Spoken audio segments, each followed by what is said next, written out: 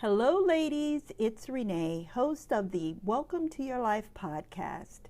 Have you thought of recording your own podcast, but the thought of learning new technology was too frightening?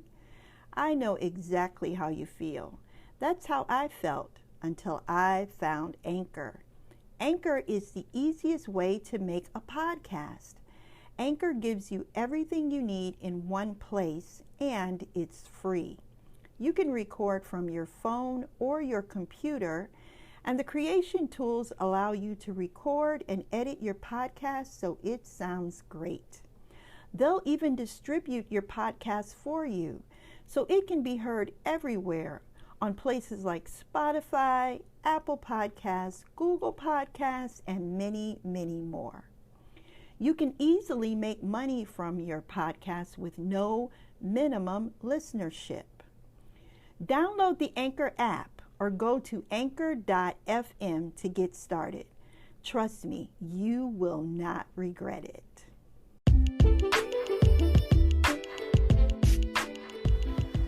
You are listening to the award-winning Welcome to Your Life, Midlife Made Easier podcast. I am your host, certified life and health coach, Renee Reed.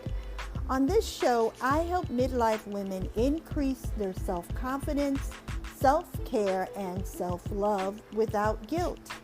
Because when you do not take care of yourself, the world suffers. Are you ready to live the life you deserve? On today's show, we are talking about self-care and your career. And I'll be sharing with you 3 ways to make sure that you are still doing something you love. Let's get started.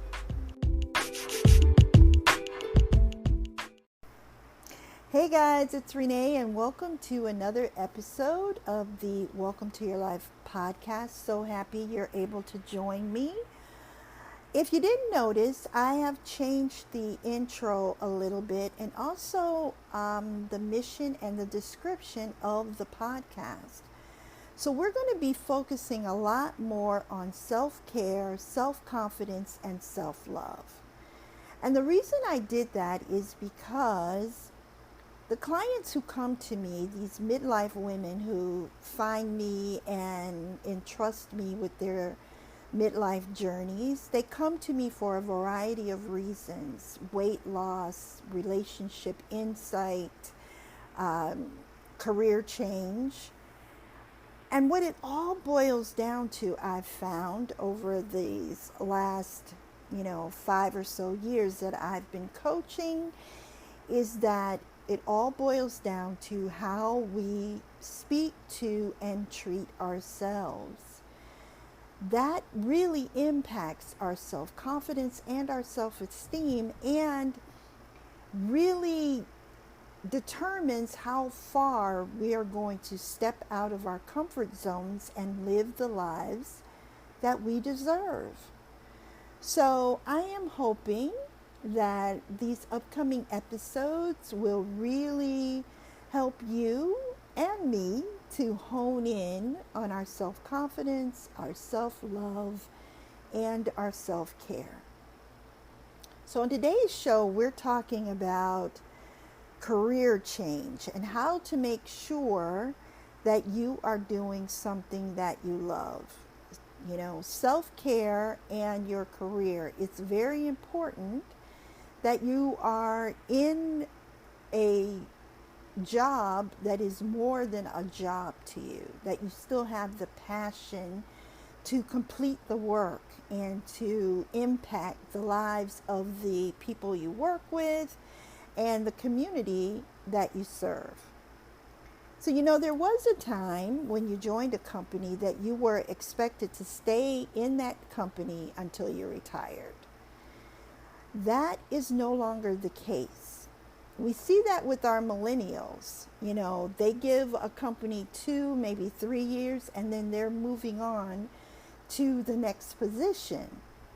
Those of us in midlife, the baby boomers among us, that's not how we were taught. We were taught that you found a good job, you gave it your all, you were loyal, and in return, that company would take care of you. And maybe that worked for a while, but now we see that, especially during this time of the pandemic, as companies are forced to close or drastically reduce their workforce, that we have got to start taking the lead on our career choices. So even in these unprecedented times, isn't that what they keep telling us, right? We must make the choice of a career that also supports our self-care. You want to make sure that you're doing work that you love and you find purposeful, and doing those two things, just finding work that you love and that you find purposeful, can be instrumental in helping you to reduce your stress. How many of us are doing the thing that we love, right? If you're not, and you're finding that you're burnt out, you have a lot of anxiety, maybe it's time to take a step back and re-examine, and not to be afraid to make the change. Many of us over 40, 50, and 60 are afraid to make that leap into something new. And so we stay in things that no longer serve us because we're playing it safe. But as my millennial son just told me, you only get one life, and you have to enjoy it, and you have to enjoy what you're doing, especially if you are in a job that requires you to work 40 plus hours a week. How grueling is it to be in a position where you are putting in your all 40 plus hours and doing something that you do not enjoy? So I want to tell you and encourage you that you can change careers in midlife. I did not become a coach until I was 55. I spent 14 years in social services, and I thought that's where I'll be until I retire. But I was so burnt out and so anxious and so overwhelmed with the amount of hours that I was working. And it really did impact my health, because I gained during that last couple of years about 43 pounds.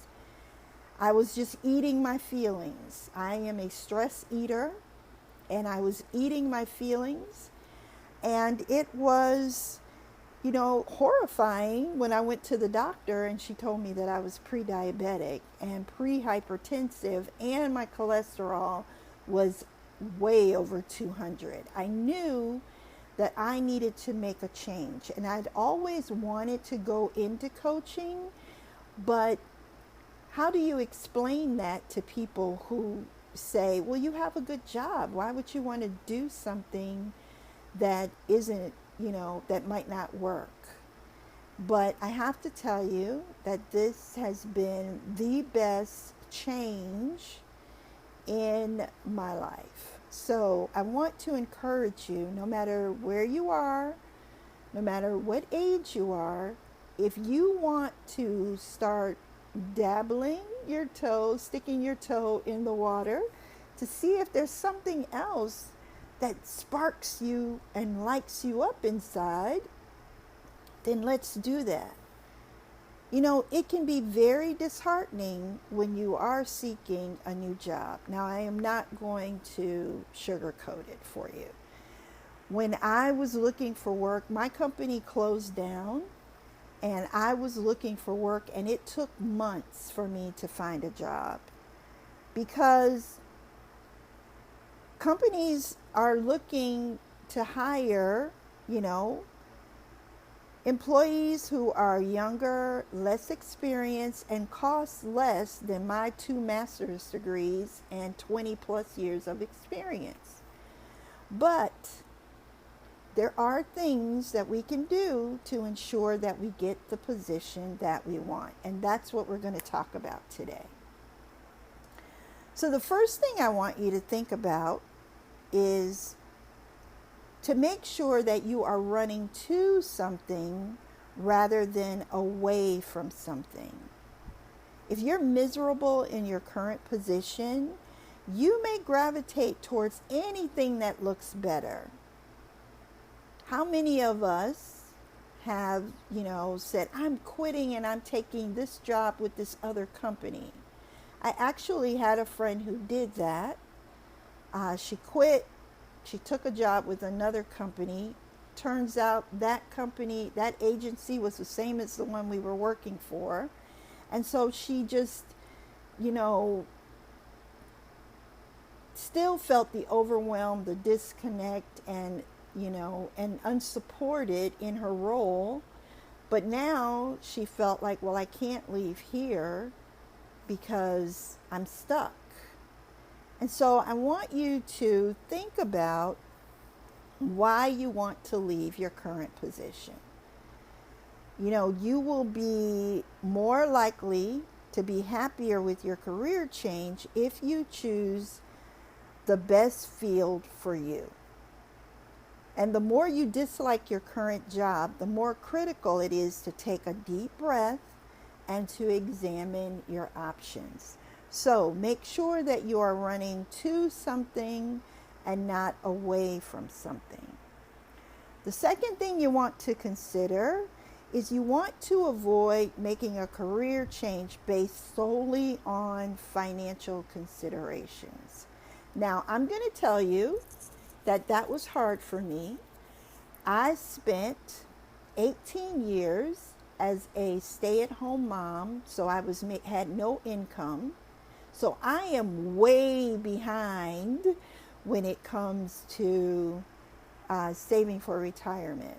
I was way behind. And so I was taking positions based solely on how much they paid. And that was the worst thing I could have done. Making a good salary is important. I'm not going to say it's not. But when you use that as the sole criteria, it can yield disappointing results. Because even when you make a large amount of money, it's not going to make up for spending 8+ hours in a job that you do not love. Midlife is not the time to take on more stress because stress leads to health issues, and this can be very expensive for us. So that's why we need to start thinking of our career and our self-care in the same vein. Because if we are not doing activities we enjoy, activities that feed us spiritually, physically, and financially, then they are going to take more out of us than they're depositing. And that could lead to some disastrous physical ailments. And the third thing I want to share with you is to not, shy away from obtaining the necessary training or education that you need before you step out there into your new job. So you want to get a new job. And that new job may require some additional training. Take the training. Midlife is not the time to stop learning. And it's hard to change careers without updating your skills. When you walk into that interview, you want to make sure that you have the required credentials in place. So some of the things that you can think of doing before you start to change careers is you might try volunteering. And I suggest that for everyone, even, people who are not in midlife. Volunteering at an agency allows you to see, or a company allows you to see exactly how the company works, the culture of the company, how they treat their employees, what are the benefits to working there, and what are the drawbacks, right? So you get an inside look into that company just by volunteering there, 1 or 2 hours a week. And if you're unemployed, you might try looking at some temporary agencies and becoming a temporary employee. This will also allow you to get that necessary experience that you need to put on your resume or CV. Now, when you begin your search, it might be slow at first. So I want you to make sure that you are showing yourself some self-compassion. Network with colleagues in your field. Now, networking was really hard for me because I am not a talker. I'm not someone who will walk up to you and say, "Hey, how are you? And what do you do?" So networking events did not work for me, but I have friends, right? You have friends who work in different areas. Let's reach out to them and ask them, "Hey, I'm looking to make a career change. Can you give me some insight on your company? Or can you give me a referral to another company that might be hiring?" So don't be shy about networking with your colleagues, and let go of the negative self-talk. Negative self-talk will only delay your progress. So speak kindly to yourself and surround yourself with a nourishing support system that will cheer you on and pep you up and love on you when you need it the most.